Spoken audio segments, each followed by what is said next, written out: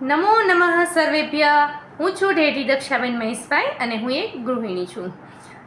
આજે ફરી હાજર છીએ લોકવિજ્ઞાન કેન્દ્ર મોરબી દ્વારા એક નવા જ વિષય સાથે અને નવી જ માહિતી લઈને, જેનું નામ છે 16 સપ્ટેમ્બર એટલે કે વિશ્વ ઓઝોન દિવસ, જેના અનુસંધાને ઓઝોનનું લેયર પાતળું થવાથી શું નુકસાન થાય છે અને એ જીવસૃષ્ટિ માટે શું ફાયદાકારક છે. તો ચાલો આપણે મેળવીએ પહેલાં સૌપ્રથમ ઓઝોનના વિશે સામાન્ય માહિતી.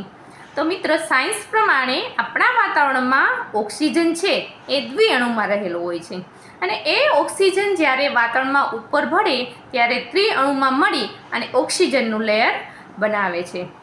તો એ જ ઓક્સિજનનું લેયર એટલે કે ઓઝોન વાયુ.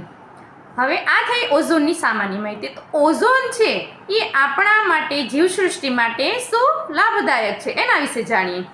તો મિત્રો, આપણે જાણીએ છીએ કે સૂર્યના જે કિરણો જે છે એમાં એને યુવી કિરણો કહેવાય છે. યુવી કિરણો છે એ 3 પ્રકારના હોય છે: યુવીએ, યુવીબી એન્ડ યુવીસી. આ યુવી કિરણો એટલે કે પારજાંબલી કિરણો. આ પારજાંબલી કિરણો એ ડાયરેક્ટ જો આપણી પૃથ્વી ઉપર પડે તો એ ઘણું બધું નુકસાનકારક, કારણ કે યુવી કિરણો એ ખૂબ જ ખતરનાક કિરણો હોય છે.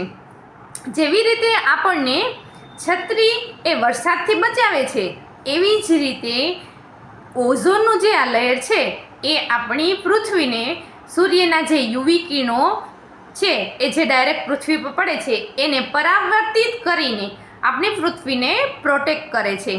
એટલે એને પ્રોટેક્ટ શીલ તરીકે પણ ઓળખવામાં આવે છે.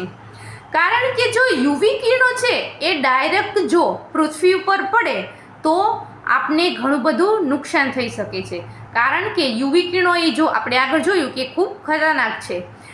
એના લીધે જો ડાયરેક્ટ જો પૃથ્વી ઉપર પડે તો એના લીધે જે દરિયાઈ જીવસૃષ્ટિ છે કે માછલીની પ્રજનન ક્ષમતા, જે જલીય વનસ્પતિ છે, પછી જે આપણે સ્કિન ઉપર જો પડે તો સ્કિનના પણ ઘણા બધા રોગ થઈ શકે છે. તો આ જે ઓઝોનનું લેયર છે એ પૃથ્વી ઉપર પડતા સૂર્યના યુવી કિરણોને રોકી, પરાવર્તિત કરી અને આપણી પૃથ્વીથી ને બચાવે છે. આથી ઓઝોન છે એ આપણા માટે, ઓઝોનનું લેયર એ આપણા માટે ખૂબ જ લાભદાયક છે, ફાયદાકારક છે. હવે ઓઝોનનું લેયર છે એના લેયરમાં પાતળું પડવાનું કારણ શું? તો આપણા વૈજ્ઞાનિકો એ ઈસવીસન 1918માં જાણવા મળ્યું કે આ ઓઝોનનું લેયર છે પાતળું થઈ ગયું છે. એના પાછળ ઘણા બધા કારણોની શોધ થવા લાગી અને એ કારણો મળ્યા કે ઓઝોનનું લેયર પાતળું થવાનું કારણ એ કે આપણે આજે એર કન્ડિશન, રેફ્રિજરેટર, જંતુનાશક દવાઓ અને વધુ પડતા પ્લાસ્ટિકના ઉપયોગને કારણે એમાંથી એક CFC નામનો વાયુ નીકળે છે. એ વાયુ વાતાવરણમાં ભળી અને જે આ ઓઝોનનું સ્તર છે, લેયર છે, એને પાતળું બનાવે છે અને એમાં ગાબડા કરે છે. તેથી એ યુવી જે કિરણો છે એ ગાબડામાંથી ડાયરેક્ટ પૃથ્વી ઉપર પડે છે અને પૃથ્વીને નુકસાન કરે છે. તેથી આ વૈજ્ઞાનિકોને જાણવા મળ્યું કે આવા બધી વસ્તુઓથી વધુ પડતા ઉપયોગને કારણે આ ઓઝોનનું લેયર છે એ પાતળું બની ગયું છે.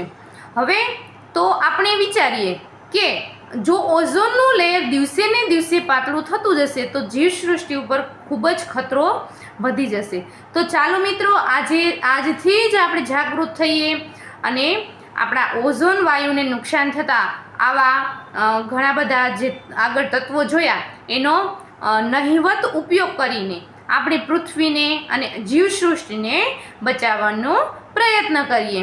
સેવ ઓઝોન, સેવ અર્થ. અસ્તુ. જયતુ સંસ્કૃતમ, જયતુ ભારતમ.